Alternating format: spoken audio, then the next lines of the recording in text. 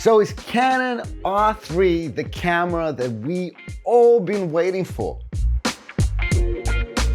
And if you've seen any of my videos, you know that the number one feature that I'm personally looking forward to is raw video that does not overheat. And look, R3 might just have a monopoly on this. So, 4K RAW. Now, it's not new, the R5 has it, but it overheats, so it's useless, right? I mean, it does 8K RAW actually.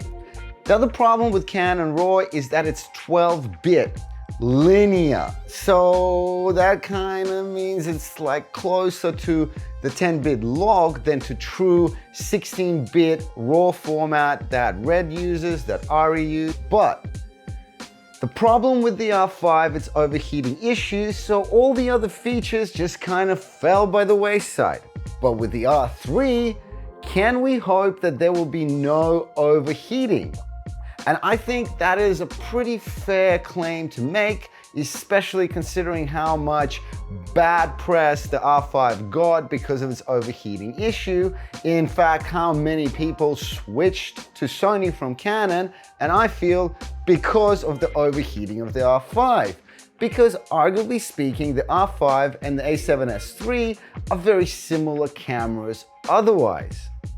And the Canon lineup, in my opinion at least, has the best lenses. In fact, I think Canon lenses are some of the best lenses in the industry. So with the R3, the heating issue solved, what we're getting is still 4K RAW video. Now, you could say, okay, it's not 12-bit, but it's 444 color sampling. And look, RAW gets a lot of slack, and a lot of people, I think, misunderstand why RAW is used. You know, they think RAW is for ISO control or color balance in post because you can't do it on set. Look, nobody in their right mind does not worry about color balance. And color balance is not even that big of a deal once you get the hang of it, you know. There's really only a couple of color temperatures that are most frequently used, right? Like 5600 right now. Daylight. Now, the other thing is ISO control, but the thing is, most cameras either have a dual ISO or a single ISO. So all this ISO control is also a little bit of a camera fabrication for you. All it does is just a little bit of its own post editing when you bump the ISO up or pull it down. So you're not actually changing the ISO physically. It's still either recording, you know, for dual in one of the fields or the other, or for the single in that one, but you're just adjusting it, kind of like adjusting exposure. Now, I know the Blackmagic, when you adjust the ISO, it changes also its dynamic range. So perhaps that system is a little bit different, but still, even Blackmagic, it has dual ISO. And like the Red, it has its ISO. It's 800, it's its native ISO. And any ISO adjustment that you do when you shoot, it's just basically like post work that you're doing in like straight away, you know, and to, I don't know, maybe get that sharp, that f-stop, you know, that you want, but in essence, you're always shooting at 800 ISO. 444 color sampling, you really have the best, you know, information that you can get, and still S-Log or Cine-Log or C-Log or S-Log3, it still does not give you that level of color sampling. And the reason you want it is for skin tones. And it's so hilarious to see people talk about that they don't see the difference between, you know, log and raw, when it's so clear that since people switched to Sony from, for instance, the Blackmagic, their skin tones have just gone to the trash. I mean, and it is because they're not using the full capability of the camera, the sensor, because they're using a compressed codecs. And even if they did shoot with ProRes and not RAW on their Blackmagic, they were still getting a less compressed format. So why do we love RAW?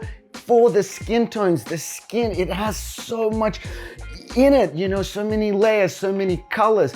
And any compression that's done to it, it's just going to contrast it. It's going to bring out those, you know, other hues, the red that's underneath our skin. And the problem, especially with Sony, what it does to its alpha cameras is that it denoises them to, you know, obviously give it better specs like, you know, dynamic range and so forth. Plus, we don't really know how bad that, you know, non-denoised image is. And, you know, if anything, judging from the red, it's probably gonna be pretty bad. So they don't wanna put their consumers through that hassle of denoising in post, which is an absolute pain, right? So they do it for you. What is the effect of denoising? And that's blurring, you know? When you denoise something, you blur the image. So what does Sony do to counter that? They basically sharpen it. And that's the sharpening we all hate. And that's the sharpening that affects skin tones. It makes them more contrasty. It makes all the lines, the colors stand out more. And there's nothing you can do with it. No matter if you have 12, 16K, your 8K won't fix it. It is the science, the actual physical components of the camera that is making this happen. That's why, you know, Venice FX9, FX6 is just so much better than the FX3 or the Alpha lineup. And that's just the problem Sony has, and lo and behold, they do not offer RAW in their cameras.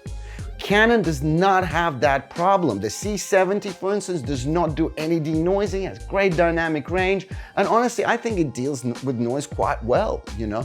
So R5 is also an exceptional camera, but that overheating issue, so we got the R3 now. RAW capability, no overheating, I don't know. I'm excited.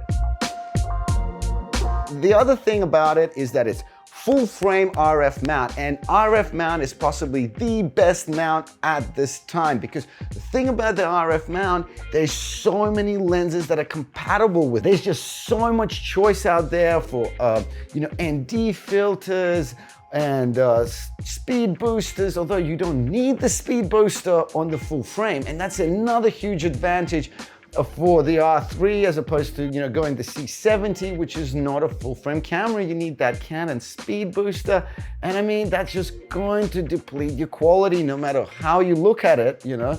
So it's much better to have full frame from the get-go. And the funniest thing is that the C70 doesn't have RAW, and that just makes no sense to me because it's the cinema lineup and Canon don't want to destroy C300 sales. I don't know what, they should have just gone with it like the Red. The Red didn't just make the Komodo have ProRes, you know, and say, oh, we don't want it to have RAW because, you know, it's going to compete with our bigger cameras. They gave it all the features they had, and they've got a freaking killer. It's like it's sold out till next year. And the C70, I mean, yeah, it's a good camera, but it's not really breaking any records.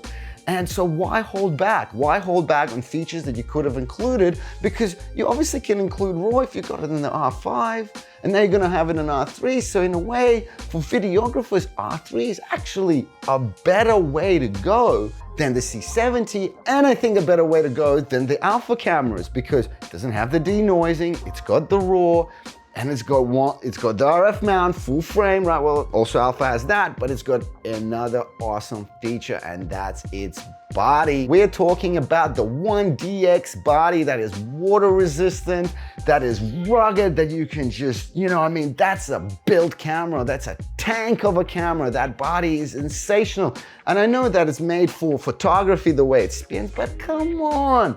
You would totally use it as a videographer. That just looks like something you could really grip. And I mean, 1D X is the most loved camera by professional videographers and photographers, full stop. So I'm really excited to see more videography-centric camera in a 1D X body.